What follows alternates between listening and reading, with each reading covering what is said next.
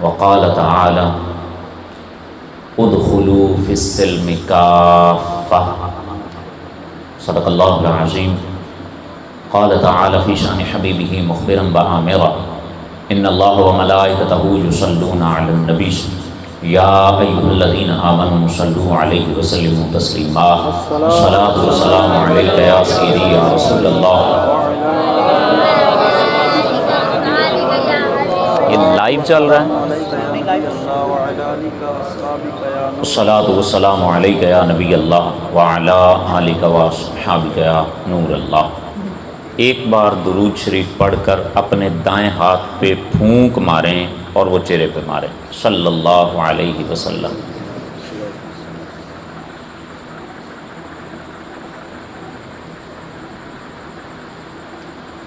بڑی سعادت کی بات ہے کہ میں اور آپ ان گھڑیوں میں مسجد میں بیٹھے ہیں جن گھڑیوں میں لوگ اپنے اپنے بستر پر چارپائی پر آرام کر رہے ہیں. اللہ کا فضل ہے کہ اس نے مجھے اور آپ کو اپنے گھر میں مہمان رکھا ہوا ہے. مالک کا کتنا کرم ہے کہ اس نے اپنے پیاروں کے نام پر مجھے اور آپ کو مسجد میں بیٹھنے کی توفیق عطا فرما دی ہے. نہ ہمارے چہرے ان سے زیادہ خوبصورت ہیں، نہ ہمارے کپڑے ان سے زیادہ مہنگے ہیں. جو گھروں میں بیٹھے آرام کر رہے ہیں، لیٹے آرام کر رہے ہیں یا ٹی وی دیکھ رہے ہیں، ہمارا کچھ بھی ان سے مختلف نہیں سوائے اس کے کہ اللہ نے مجھے اور آپ کو قبول فرما کے توفیق عطا فرما دی ہے. لاحق صد تحسین ہیں علامہ امتیاز صاحب جنہوں نے یہ خوبصورت انتظام فرمایا ہے. اللہ تعالیٰ قبول فرمائے. امام علی مقام امام حسین رضی اللہ تعالیٰ عنہ کے حوالے سے آپ بہت کچھ پہلے بھی سن چکے ہیں اور ابھی بھی آج کی اس محفل میں بھی سنا ہے. اب حضرات مجھ سے صرف ایک وعدہ کریں کہ آپ 35 منٹ جاگ کر بیٹھیں گے. اس کے بعد 35 منٹ کے بعد 10 منٹ کی گفتگو جگانا میری ذمہ داری ہے، لیکن پہلے 35 منٹ آپ جاگ کر بیٹھیں گے. انشاءاللہ باحوالہ آپ کو پورا کربلا کا واقعہ میں نے سنانا ہے. کوئی سر نہیں ہوگی، کچھ بھی نہیں ہوگا، زور آزمائے بھی نہیں ہوگی، کہیں کہیں شاید کو تھوڑا بہت ہو جائے. باحوالہ کربلا کا واقعہ. نبی پاک صلی اللہ تعالیٰ علیہ وسلم کس شہر میں پیدا ہوئے ہیں؟ بلند آواز سے بولیں. مکہ شریف میں. 40 سال کی عمر میں نبی پاک صلی اللہ علیہ وسلم نے اعلان نبوت کیا ہے. 40 سال کی عمر میں پہلی بار لوگوں کو بتایا ہے کہ میں نبی ہوں. اس سے پہلے لوگوں میں اعلان نہیں کیا. ہمارے کریم آقا اس وقت بھی نبی تھے جب ابھی آدم علیہ السلام پیدا بھی نہیں ہوئے تھے، لیکن نبی پاک صلی اللہ علیہ وسلم نے 40 سال کی عمر میں اعلان کیا. 13 سال نبی پاک صلی اللہ علیہ وسلم نے مکے میں تبلیغ کی ہے. کتنے سال؟ 13. کتنی عمر ہو گئی سرکار کی؟ 53 سال، 53 سال. پھر نبی پاک صلی اللہ تعالیٰ علیہ وسلم نے ہجرت کی مدینہ شریف کی طرف. کہاں ہجرت کی؟ مدینہ شریف. مدینہ شریف میں کتنے سال رہے؟ 10 سال. 10 سال میں نبی پاک صلی اللہ تعالیٰ علیہ وسلم امام مسجد بھی تھے، مسجد نبوی کے. سب سے پہلا کام مدینہ شریف میں یہ کیا تھا کہ مسجد نبوی بنائی تھی. ٹھیک ہے. 2 ہجری میں پہلی ہجرت کے دوسرے سال پہلی جنگ ہوئی تھی اور پھر 27 جنگیں ہوئی ہیں. پہلی بڑی جنگ 2 ہجری میں ہوئی ہے. کل 27 جنگیں ہوئی ہیں.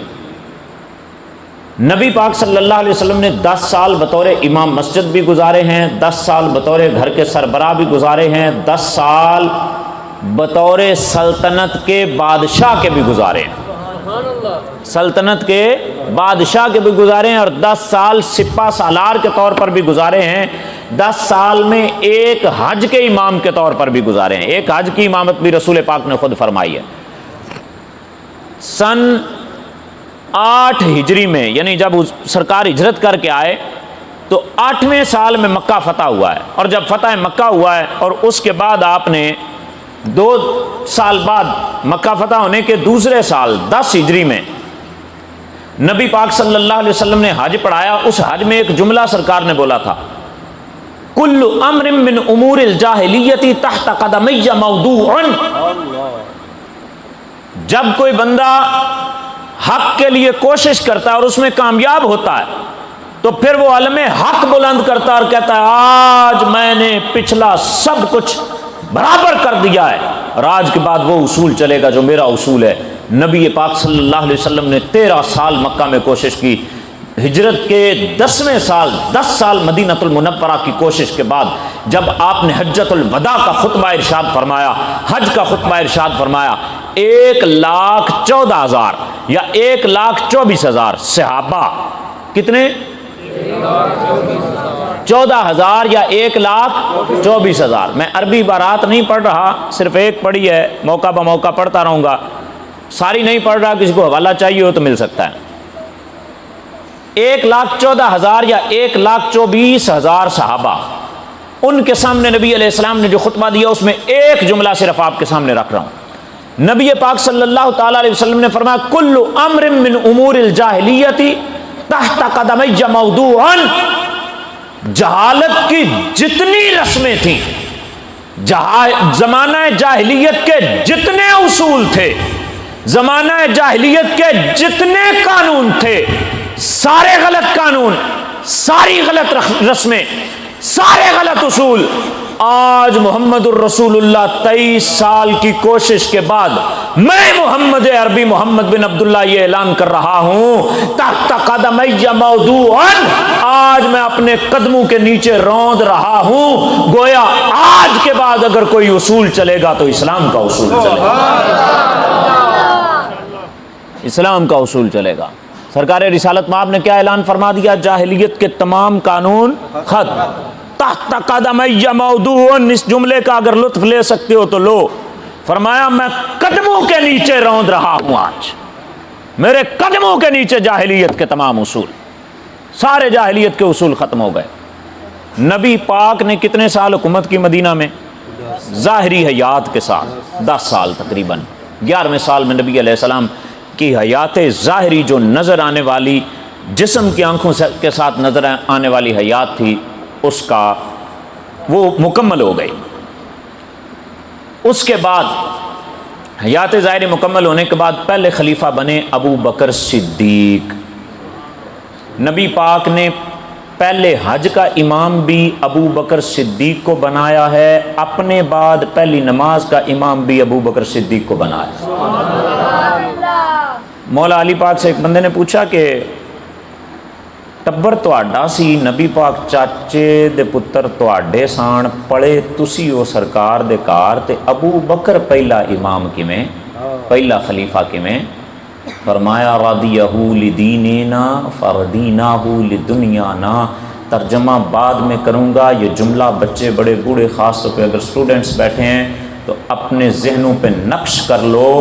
नबी पाक अपने ख़ानदान को हुकूमत बांटने नहीं आए थे, हक वाले को उसका हक देने के लिए आए थे।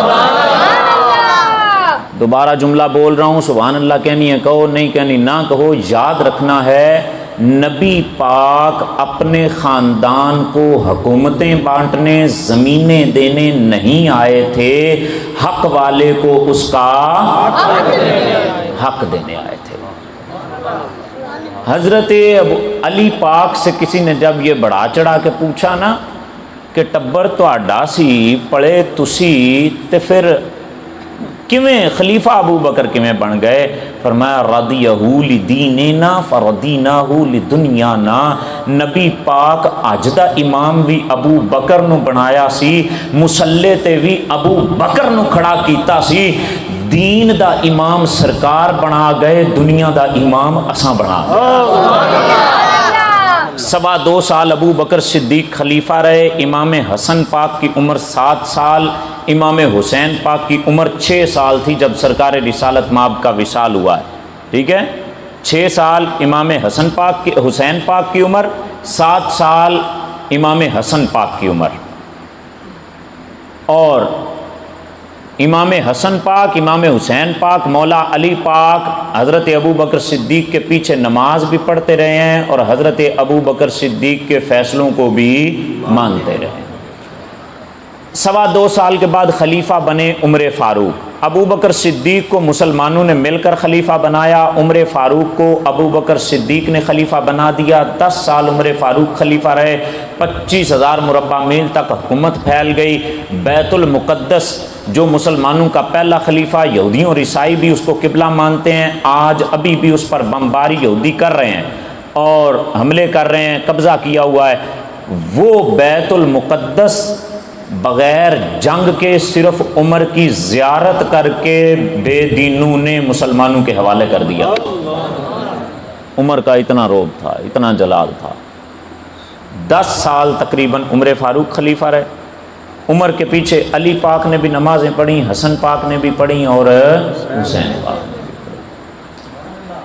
حضرت عثمان غنی کتنے سال خلیفہ رہے؟ تقریباً 12 سال، تقریباً 12 سال۔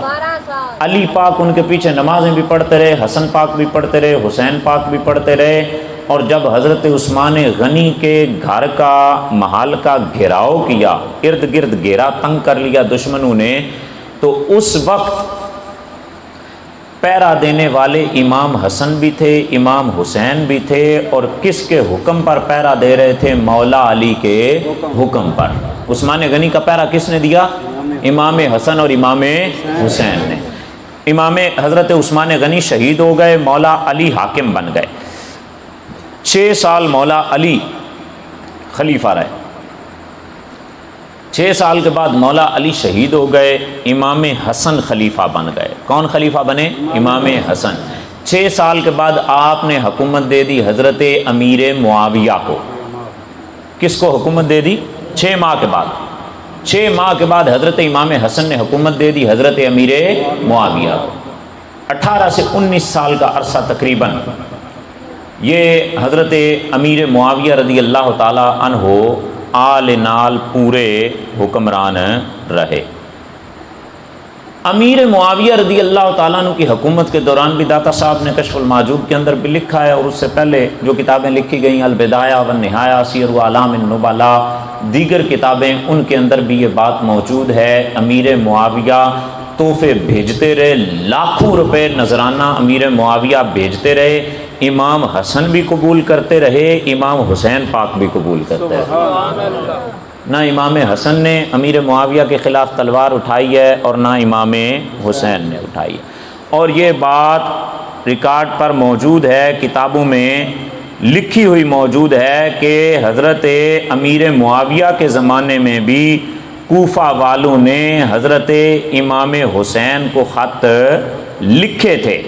یہ بات لکھی ہوئی موجود ہے کہ حضرت امیر معاویہ کے زمانے میں بھی کوفہ والوں نے خط لکھے تھے، لیکن اس وقت حضرت امام حسین رضی اللہ تعالی عنہ کوفہ تشریف نہیں لائے، بلکہ ان کے خطوں پر بھی نظر ہی نہیں فرمائی، غور ہی نہیں فرمایا، اور فرمایا کہ ایسا کوئی معاملہ نہیں ہے، اور ہم امیر معاویہ رضی اللہ تعالیٰ عنہ کے خلاف ہم امیر معاویہ رضی اللہ تعالیٰ عنہ کے خلاف نہیں نکلیں گے۔ اور یہ بات جو ہے کہ یہ بات جلاء العیون جو ہماری کتاب نہیں غیروں کی کتاب ہے، اس میں لکھا ہے، ایشارہ مجاب نہ نمود و بصبر امر کر۔ امیر معاویہ رضی اللہ تعالیٰ عنہ جب بالکل درست حکومت چلا رہے ہیں، اس وقت بھی یہ سازش کی گئی کہ حضرت امام حسین کو لکھا گیا کہ حاکم درست نہیں ہے، آپ آئیں، ہم نے اس کے خلاف لڑنا ہے۔ فرمایا کہ نہ ایسا نہیں، میں تمہاری بات قبول نہیں کر سکتا، بس صبر امر کر۔ فرمایا صبر کے ساتھ رہو، حاکم کی اطاعت کرو، یہ حاکم کسی اور نے نہیں بنایا، میرے بڑے بھائی امام حسن نے بنایا۔ 60 ہجری تک معاملہ بالکل سیٹ رہا۔ نبی پاک جب ہجرت کر کے مدینہ آئے، اس کے بعد 60 سال تک امام حسین نے یا اہل بیت میں سے کسی نے تلوار اٹھائی نہیں، اپنوں کے خلاف تلوار نہیں اٹھائی۔ مولا علی شیر خدا کے جو معاملات ہوئے، وہ بعد میں امام حسن نے صلح کر کے وہ بالکل واضح کر دیا کہ وہ معاملات دونوں طرف سے جو ہیں وہ درمیان میں جو سازشی تھے ان کی بنیاد پر ہوئے۔ اب 60 ہجری میں یزید امیر بنا، امیر معاویہ رضی اللہ تعالیٰ عنہ کا انتقال ہو گیا، ان کا بیٹا تھا یزید، وہ امیر بن گیا۔ جب وہ امیر بنا تو اس نے حضرت امام حسین رضی اللہ تعالیٰ عنہ اور حضرت عبداللہ بن زبیر رضی اللہ تعالیٰ عنہ کی طرف جو ہے وہ قاصد بھیجا۔ سیر اعلام النبلاء کے اندر لکھا ہے فبعث الى الحسین وابن الزبیر فی اللیل ودعاہما الى بیعۃ یزید فقال نصبح وننظر فیما یعمل الناس ووثب فخرجا۔ فرمایا کہ یزید نے قاصد بھیجا، گورنر کو بھیجا کہ بیعت کرو امام حسین کی طرف اور عبداللہ بن زبیر کی طرف۔ عبداللہ بن زبیر کون ہے؟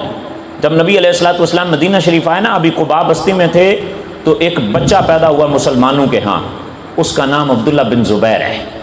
ہجرت کے بعد پہلا بچہ ہوا، سارے مسلمانوں نے مشترکہ خوشی منائی تھی کہ اللہ نے ہجرت کے بعد اسلام کو پہلا بیٹا عطا فرمایا ہے۔ اس بیٹے کا نام عبداللہ بن زبیر ہے، اور وہ کون ہے؟ ادھر نبی کے نواسے، نبی کے دوترے امام حسین ہیں، ادھر ابو بکر صدیق کا دوترا عبداللہ بن زبیر ہے۔ یزید نے بیعت مانگی دونوں سے، دونوں نے کہا مشورہ کرتے ہیں، صبح تمہیں بتائیں گے کیا ہوتا ہے۔ پھر صبح انہوں نے مدینے میں نہیں کی، امام حسین مدینہ المنورہ سے نکلے۔ رجب میں یزید خلیفہ بنا تھا، یہ امارت کا دعویٰ اس نے کیا تھا۔ رجب میں امام علی مقام نکلے اور مکہ المکرمہ پہنچے۔ مکہ المکرمہ میں آپ نے مختلف لوگوں کے ساتھ مشورہ کیا۔ جن لوگوں سے مشورہ کیا ان میں عبداللہ بن عمر، عبداللہ بن عباس اور حضرت محمد بن حنفیہ جو مولا علی کے بیٹے ہیں اور امام حسین کے بھائی ہیں، حضرت جابر صحابی رسول ہیں، حضرت ابو سعید، حضرت ابو بکر بن عبد الرحمن بن حارث، ان لوگوں کے ساتھ مشورہ کیا۔ انہوں نے کہا کہ آپ نہ جائیں، آپ کوفہ نہ جائیں۔ کوفہ کیوں جا رہے تھے امام علی مقام؟ کوفہ والوں نے خط لکھے تھے، 150 کے قریب تقریباً خطوط تھے۔ البدایہ والنہایہ میں لکھا ہے فبعث اہل العراق الی الحسین الرسل والکتب یدعونہ الیہم، کہ اہل عراق نے امام حسین رضی اللہ تعالیٰ عنہ کی طرف قاصد بھی بھیجے تھے اور خط بھی لکھے تھے کہ آپ آئیں، ہم ظالم حاکم کے خلاف آپ کے ساتھ مل کر جہاد کرنا چاہتے ہیں اور آوازہ حق بلند کرنا چاہتے ہیں۔ امام علی مقام مدینہ شریف سے نکل گئے، مکہ المکرمہ پہنچے۔ مکہ المکرمہ پہنچ کر مشورہ کیا۔ مشورے میں جتنے لوگوں کے میں نے نام لیے سب نے کہا کہ آپ نہ جائیں۔ عبداللہ بن عباس جو ہیں یہ نبی پاک کے اور علی پاک کے جو چچا ہیں، عباس نبی پاک کے بھی چچا اور علی پاک کے بھی چچا عباس، ان کے بیٹے ہیں حضرت عبداللہ بن عباس، تو یہ امام حسین کے چچا لگتے ہیں۔ انہوں نے حضرت امام حسین کو کیسے روکا سنیے گا، یہ المصنف میں بھی ہے، البدایہ والنہایہ میں بھی ہے۔ حضرت عبداللہ بن عباس کہتے ہیں جاءنی الحسین یستشیرنی فی الخروج الی ما ہاہنا یعنی العراق، فرماتے ہیں کہ میرے پاس حسین آئے، مجھ سے مشورہ مانگا کہ میں عراق کی طرف جانا چاہتا ہوں۔ فقلت لولا این یزروا بی و بکا لشبیت جدی فی شارکا الی این تخرجوا الی این تخرجوا الی قوم قتلوا اباک وطعنوا اخاک، فرماتے ہیں کہ حسین آئے، مجھ سے مشورہ مانگا، میں عراق جانا چاہتا ہوں، کوفہ جانا چاہتا ہوں۔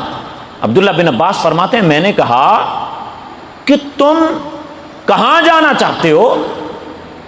میرے بس میں ہو، میرے پاس اختیار ہو، میری بات مانو تو میں تمہارے بال پکڑ کر تمہیں روکوں۔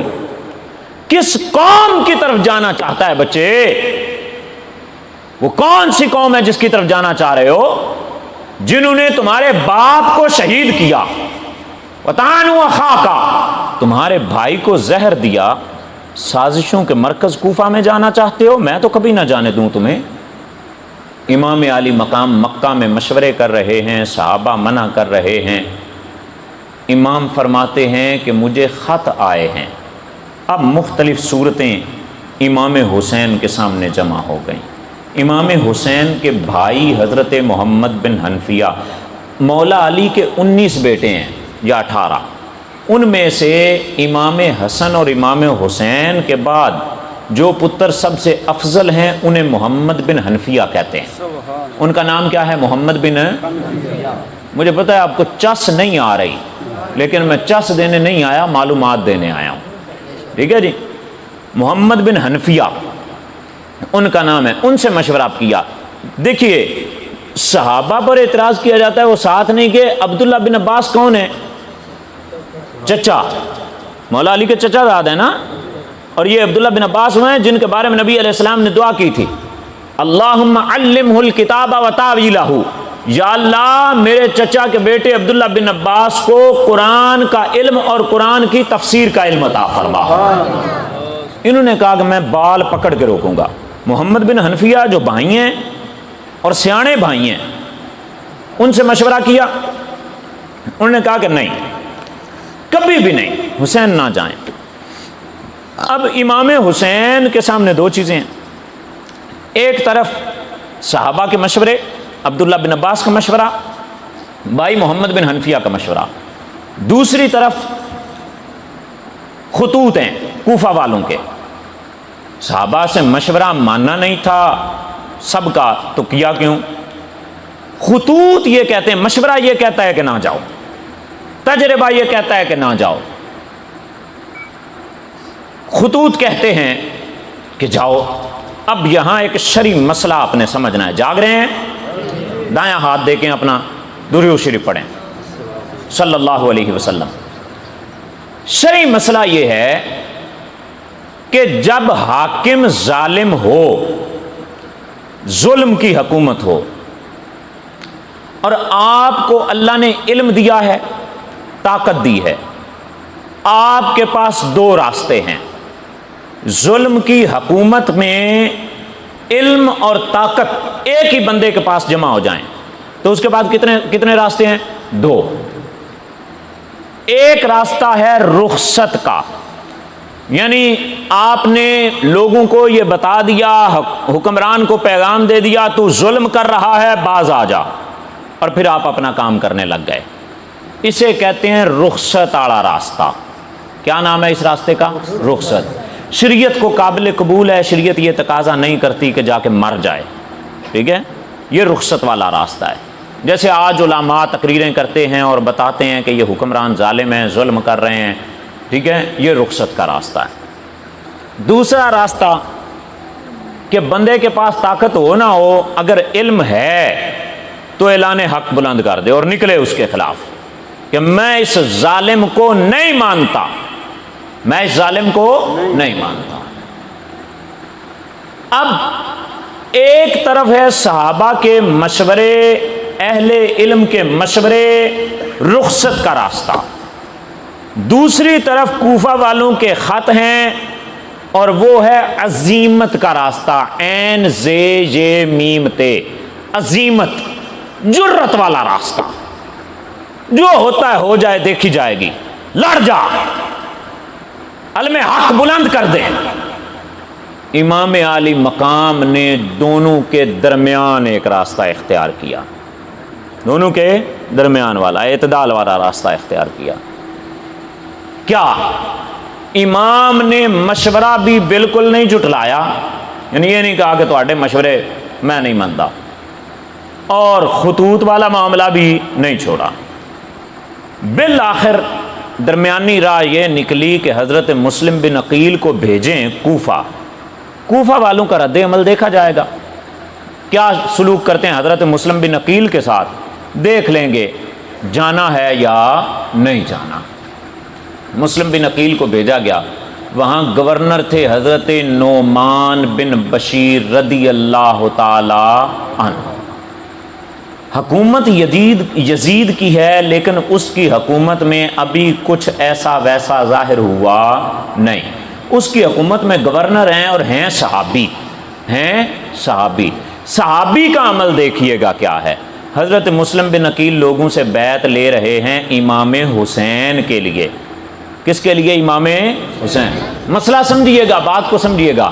گورنر ہے یزید، تھانے دار لگے ہوئے موجودہ حکومت دار، میں بات آپ کو سمجھانے کے لیے صرف کر رہا ہوں، صرف سمجھانے کے لیے، تھانے دار لگے ہوئے موجودہ حکومت دار تے ایتھے جناب پرچیاں پی رہی ہون، الیکشن ہوئے اور پرچیاں پی رہی ہون کسی اور پارٹی دیاں، اور تھانے دار کچھ نہ کرے، تے تھانے دار دی حمایت موجودہ حکومت نال ہے یا پرچیاں والے نال ہے؟ پرچیاں والے نال ہے۔ نعمان بن، سادہ مثال میں نے دی ہے، یہ مثال اس پائے کو پہنچتی نہیں، مثال صرف سمجھانے کے لیے دی ہے۔ حضرت نعمان بن بشیر صحابی ہیں، گورنر ہیں یزید کی حکومت کے، مسلم بن عقیل کس کی بیعت لے رہے ہیں؟ امام حسین کی۔ نعمان بن بشیر سے دو شرارتیوں نے کہا کہ تو کیسا گورنر ہے، بیعت حسین کے نام کی ہو رہی ہے، گورنر تو یزید کی حکومت کا ہے، تو کرتا کچھ کیوں نہیں؟ حضرت نعمان بن بشیر باہر نکلے، انہوں نے کہا میں جو بیعت لے گا اسے ایسے کر دوں گا، ویسے کر دوں گا، یہ کر دوں گا، وہ کر دوں گا، الٹا لٹکا دوں گا۔ آپ نے شور وور مچایا، باہر اندر چلے گئے، کوئی دفعہ نہیں لگائی، کسی کو قید نہیں کیا، کچھ نہیں کیا۔ گورنری نہ چھوڑنا بہتر تھا یا چھوڑ دینا بہتر تھا؟ اپنی گورنری کے سائے تلے امام حسین کی بیعت کروا رہے ہیں۔ بتا، صحابی کی عقیدت یزید کے ساتھ ہے یا حسین کے ساتھ ہے؟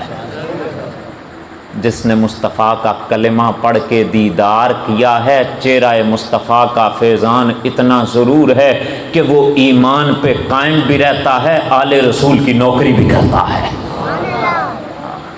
آل رسول کی نوکری بھی کرتا ہے۔ حضرت مسلم بن عقیل کی 12,000 لوگوں نے بیعت کی۔ 12,000 لوگ جب بیعت کر چکے تو اس وقت مسلم بن عقیل نے خط لکھا، لوگ بیعت کر رہے ہیں، حالات سازگار ہیں، آ جائیں۔ امام حسین تک خط پہنچا، حج کا مہینہ ہے، بالکل حج قریب ہے۔ ایک روایت کے مطابق حج کی 4 تاریخ ہے، ایک کے مطابق یوم ترویہ 8 تاریخ ہے، یعنی جس دن حج شروع ہوتا ہے اس دن امام مکہ چھوڑ کر نکل گئے۔ 82 رفقا ہیں آپ کے ساتھ، 82 لوگ ہیں، ان میں سے جو ہیں کچھ اہل بیت ہیں اور کچھ باقی سنگی ساتھی ہیں، صحابہ ہیں، صحابہ کی اولادیں ہیں۔ امام نکل گئے، راستے میں بندہ ملا جس نے بتایا مسلم بن عقیل شہید ہو گئے، مسلم بن عقیل شہید ہو گئے۔ گورنر بدل گیا، ابن زیاد گورنر بن گیا، اور اس نے حضرت مسلم بن عقیل کو، اور اگر آپ کے بیٹے ساتھ تھے تو ان کو بھی شہید کر دیا۔ اب امام علی مقام یہاں مشاورت ہوئی، لمبا مشورہ ہوا۔ امام علی مقام کی ایک رائے یہ تھی کہ واپس چلے جائیں۔ امام علی مقام کی ایک رائے کیا تھی کہ واپس چلے جائیں، لیکن حضرت مسلم بن عقیل کے بھائی کہتے تھے کہ ہمیں بدلہ لینے کے لیے جانا ہے۔ امام علی مقام نے فرمایا چلو پھر ہم چلیں گے۔ کوفہ سے کچھ پہلے امام علی مقام کو روک لیا گیا، پوچھا جگہ کون سی ہے؟ فرمایا کربلا۔ کہا گیا کربلا، فرمایا ھذا موضع کرب وبلاء، میں نے جو کچھ سنا ہے بڑوں سے اس کے مطابق درد، کرب، مصیبت کا مقام یہی ہے۔ 2 محرم کو خیمے نصب ہوتے ہیں، حر روکنے والے ہیں۔ حر نے کہا کہ میں عقیدت مند آپ کا ہوں، نوکری یزید کی حکومت کی ہے، آپ کی عقیدت اور میری ڈیوٹی یہ لگی ہے کہ میں نے آپ کو گرفتار کرنا ہے۔ عقیدت کہتی ہے کہ کچھ بھی نہ کہوں، درمیانہ رستہ یہ ہے، میں ہاتھ جوڑ رہا ہوں، میں آپ کو گرفتار تو نہیں کر سکتا، آپ آل رسول ہیں، نواسہ رسول ہیں، آپ میرے لیے اتنا کر دیں کہ آپ کوفے میں داخل نہ ہوں، آپ کوفے میں داخل نہ ہوں۔ امام علی مقام وہاں رک گئے۔ 2 محرم کو خیمے لگے، 8 محرم تک حالات نارمل رہے۔ 8 محرم کو عمر بن سعد کی 1000 فوج 22,000 کا لشکر ہو گیا۔ پہلے 1000 آئی، پھر کتنے ہو گئے؟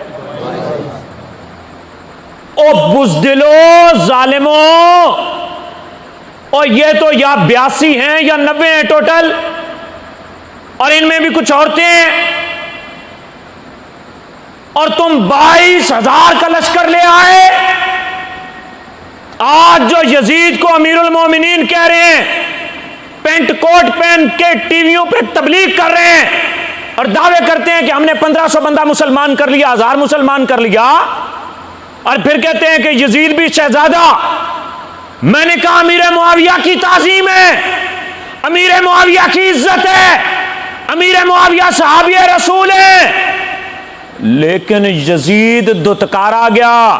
نوح علیہ السلام نبی ہیں، نبی کا بیٹا دتکارا جائے تو کہا گیا لیس من اہلک، نوح آپ کا ہے ہی نہیں، نوح آپ کا، نبی کا بیٹا دتکارا جائے تو آپ کا ہے ہی نہیں. ہم امیر معاویہ کی عزت کرتے ہیں، لیکن یزید امیر معاویہ کے راستے پہ چلا، امیر معاویہ کا نائب بنا، امیر معاویہ کا خلیفہ بنا، امیر معاویہ کا جو ہے وہ ان کی تعلیمات پہ عمل کیا. یزید فاسق ہے، فاجر ہے. فرمایا حضرت شاہ عبد العزیز محدث دہلوی نے جو بیعت نہ قبول کرنے کی، بیعت قبول نہ کرنے کی وجہ لکھی ہے، اس میں یہ لکھا کان فاسقن فاجرن مدمنن للخمر، میں فاسق تھا، فاجر تھا، شرابی تھا، اس لیے امام علی مقام نے بیعت نہیں کی. ظالم کی حمایت یافتہ 22,000 فوج، پھر بھی یقین نہیں آیا کہ جیت جائیں گے، پانی بند کر دیا، پانی بند کر دیا. تدبیریں کر رہے ہیں. ادھر امام حسین کا لشکر 5 وقت اطمینان والے سجدے کر رہا ہے، اطمینان والے سجدے کر رہا ہے. امام علی مقام نے 9 محرم کو خطبہ دیا. باز آ جو، سمجھ نہیں آ رہی کیا کر رہے ہو، سمجھ نہیں آ رہی کیا کر رہے ہو. مال اور حکومت کی محبت میں اندھے یہ لوگ تھے. کن کی محبت میں؟ مال اور طاقت، مال اور طاقت کی خواہش رکھنے والوں باز آ جاؤ. حلال مال کمانا ہر بندے کی مجبوری ہے، ضرورت ہے،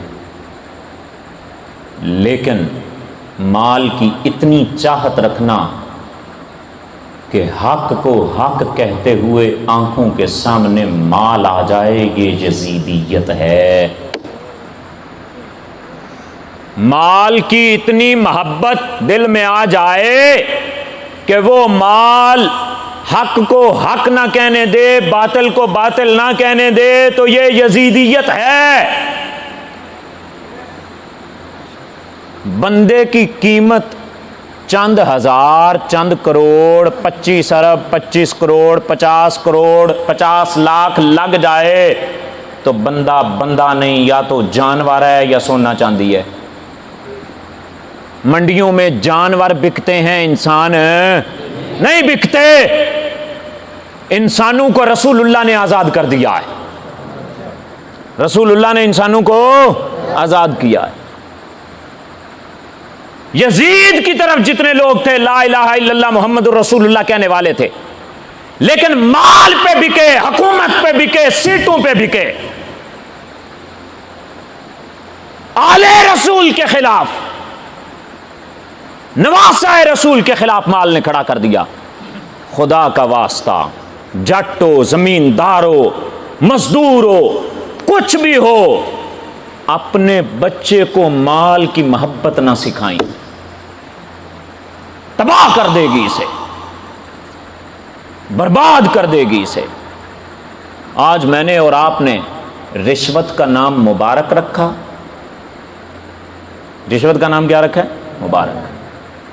پچھلے دنوں میں گجرات میں ایک کلاس پڑھا رہا تھا، تو میرے پاس ایک پڑھنے والے اساتذہ ہوتے ہیں، استاد ہوتے ہیں، جن سے کچھ عرض کرنے کا موقع ملتا ہے. تو ایک استاد صاحب 55 سال سے زائد ان کی عمر، بیچارے بول بھی صحیح نہیں سکتے تھے، ان کا گلا کچھ خراب تھا مستقلی.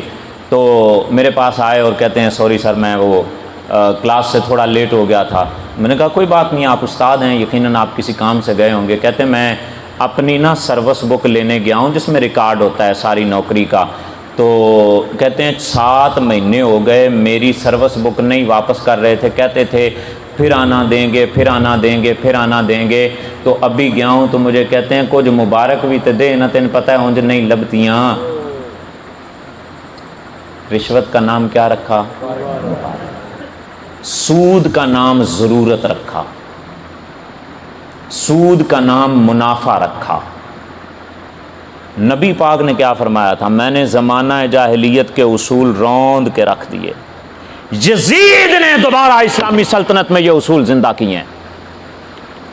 زمانہ جاہلیت کے اصول اسلامی ریاست میں اگر کسی نے دوبارہ زندہ کیے ہیں تو یزید نے کیے ہیں، اور آج اگر کوئی ان اصولوں کو زندہ کرتا ہے، ان اصولوں پر چلتا ہے، تو وہ یزید کی حکومت کی حمایت کر رہا ہے۔ ورنہ رسول اکرم صلی اللہ علیہ وسلم کی ریاست میں زمانہ جاہلیت کے اصول، وہ سود ہو، جوا ہو، وہ رشوت ہو، وہ زنا ہو، یہ سارے کے سارے اصول میرے اور تیرے رسول نے ختم کر دیے تھے۔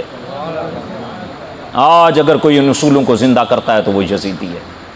امام حسین رضی اللہ تعالیٰ عنہ نے محرم کی 10 تاریخ جو آج گزری، ظہر کے وقت جنگ شروع ہوئی ہے، عصر تک جنگ رہی ہے۔ امام حسین نے جنگ سے پہلے خطبہ دیا۔ کیا خطبہ دیا؟ اور یہ پانی شانی مانگنے والی جو بات ہے نا، یہ کم از کم میری سمجھ میں نہیں آتی۔ البدایہ والنہایہ کے میرے پاس حوالہ ہے، جلد نمبر 8 ہے۔ اچھا، وہ رخصت اور عزیمت والا تو بات وہیں رہ گئی۔ ایک ہے کہ بندہ بات کرے اور خاموش ہو جائے، دوسرا ہے کہ لڑ جائے۔ امام حسین کے سامنے ایک طرف مشورے تھے اور ایک طرف رائے عزیمت تھا۔ مسلم بن عقیل کو بھیجا، ان کی خبر پہنچی، آپ نے فرمایا مسلم بن عقیل اگرچہ شہید ہو جائے اب لڑا جائے، اب آگے جایا جائے گا۔ جنگ والی صورتحال نہیں تھی، آگے جانے والی صورتحال تھی، کوفہ پہنچے تو صحیح ہوتا کیا ہے۔ اب عزیمت کی راستہ اختیار کیا۔ پتہ چلا جو مکہ رک گئے وہ بھی شرعی مسئلے پر عمل کیا، انہوں نے بھی کچھ غلط صحابہ کو غلط کہنے والے بھی شرعی مسئلے کو سمجھ سکے نہیں۔ امام حسین نے حق کی رائے اختیار کی۔ امام حسین کے بارے میں کچھ لوگوں نے بکواس کی کہ یہ حاکم وقت کے خلاف بغاوت ہے۔ ہم نے کہا امام حسین نے رائے عزیمت اختیار کی ہے، بغاوت نہیں کی۔ یہ بغاوت نہیں، یہ اعلان حق ہے۔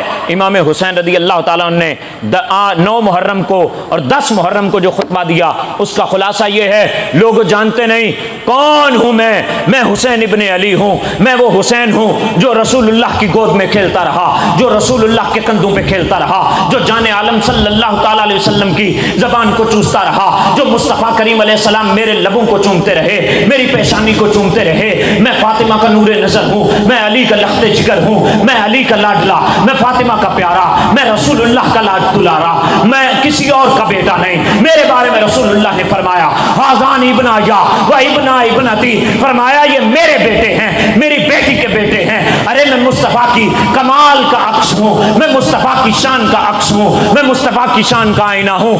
ارے میں وہ ہوں جو نبی پاک صلی اللہ علیہ وسلم کی جب کمر پشت پہ چڑھتا تھا تو مصطفیٰ اپنا سجدہ لمبا کر دیتے تھے۔ ارے لوگوں جانتے نہیں ہو، ارے میری قدر ابو بکر صدیق بھی کرتے تھے، میری قدر عمر فاروق بھی کرتے تھے، میری قدر عثمان ذو النورین بھی کرتے تھے۔ میرے بابا کا نام ابی علی ہے، میرے چچا کا نام امیر حمزہ ہے، میرے چچا کا نام عبداللہ ابن عباس ہے، میرے چچا کا نام جعفر طیار ہے۔ لوگ جانتے نہیں میں کون ہوں، میں اہل بیت کا چمکتا ستارہ ہوں، میں اہل بیت کے آفتاب کا چمکتا سورج ہوں۔ ارے میں 14ویں کے چاند کی طرح چمکتا ہوا آسمان اہل بیت کا میں چاند ہوں۔ لوگوں پہچانو، جس محمد الرسول اللہ کا کلمہ پڑھتے ہو اس محمد الرسول اللہ نے اس گردن پہ بوسے دیے ہیں۔ جن کا کلمہ پڑھتے ہو اس حسین کو کاٹنے آ گئے ہو، اس نبی کے نواسے کو کاٹنے آ گئے ہو۔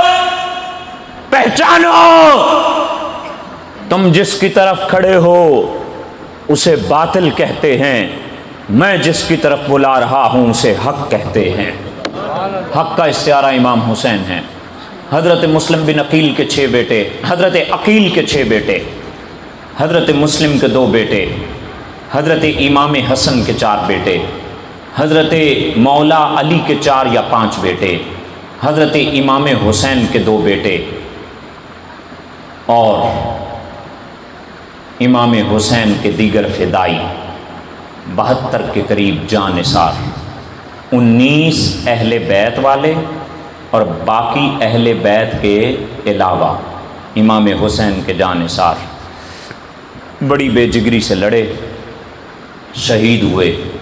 امام علی مقام، امام تشنکام امام حسین نے شہادت سے پہلے اپنی بہن زینب رضی اللہ تعالی عنہا ان کو یہ وصیت فرمایا کہ میں تجھے اللہ کی قسم دیتا ہوں، میرے جانے کے بعد بے صبری نہ ہونا، قربانی ضائع نہیں کرنی، قربانی ضائع کرنی نہیں۔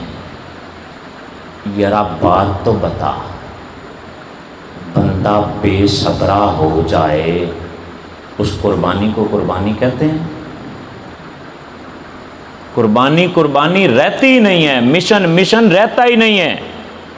جو مشن کی خاطر لڑتے ہیں وہ بار بار لڑتے ہیں، بار بار مرتے ہیں، وہ روتے رلاتے نہیں۔ قربانیاں خود دی تھی، اپنی مرضی سے دی تھی نا، مرضی سے دی تھی۔ امام حسین رضی اللہ تعالیٰ نے صلح کی کوشش بھی کی تھی، یہ یاد رکھنا۔ امام حسین نے لڑائی میں پہل نہیں کی کیونکہ دوسری طرف کلمہ پڑھنے والے تھے۔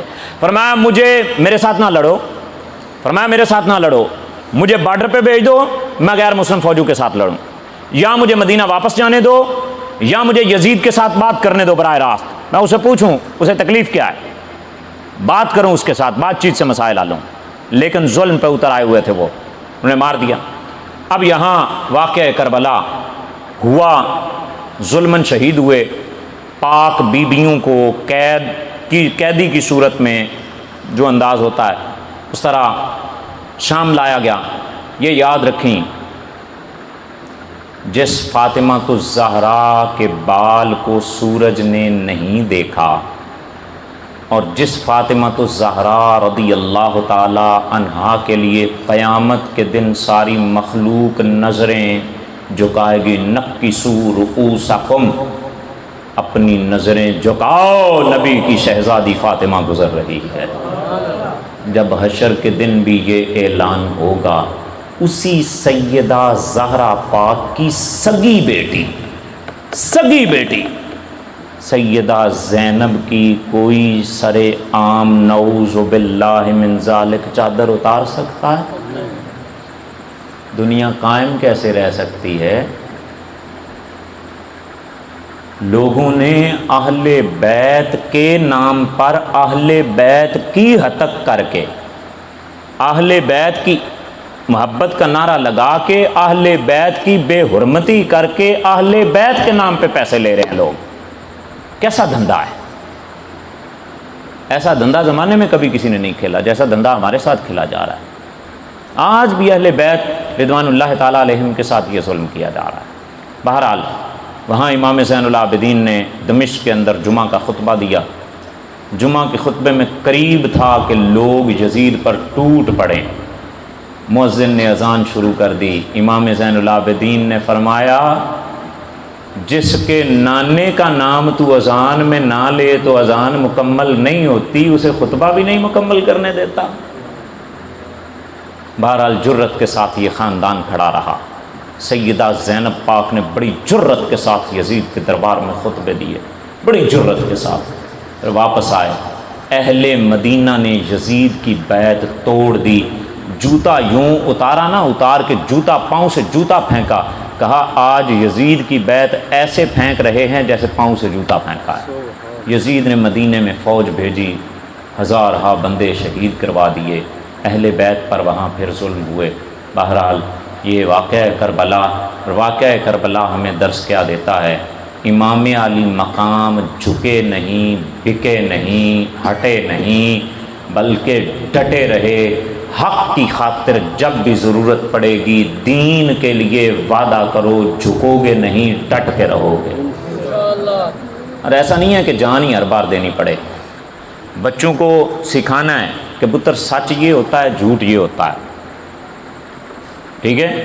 رشوت غلط ہے، سود غلط ہے، زنا غلط ہے، بے پردگی غلط ہے، یہ ساری عادتیں غلط ہیں۔